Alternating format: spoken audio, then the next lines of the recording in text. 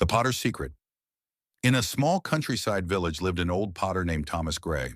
His cottage stood at the edge of the meadow, where the sound of the river mixed with the soft tapping of his hands shaping clay. Thomas had been making pots for more than 50 years. His shelves were filled with bowls, cups, and vases so fine that people said they carried a bit of magic in them. No one could explain how his pottery never cracked. Not in heat, not in cold. One morning, a young apprentice named William came to Thomas's workshop.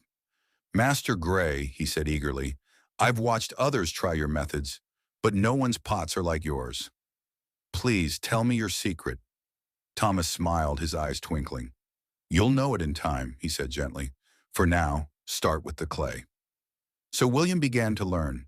Day after day, he worked, mixing clay, spinning the wheel, and firing pots in the kiln. But no matter how carefully he followed instructions, his pots often cracked. Frustrated, he finally asked again, "Master, I do everything as you do. What am I missing?"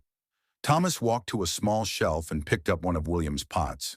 It was good, smooth, well-shaped, but lifeless somehow. He placed it next to one of his own, then said softly, "Do you see the difference?" William shook his head. Thomas dipped his hand into a bowl of water and sprinkled it gently on the clay. "My boy," he said, "the secret isn't in the hands or the kiln. It's in the heart. Each pot I make, I whisper a bit of patience into it. I never rush the clay. I let it tell me when it's ready.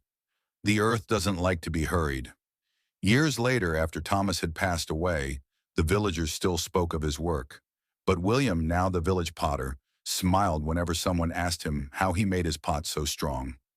He would simply say, "The clay has a secret. It listens best to kind hands."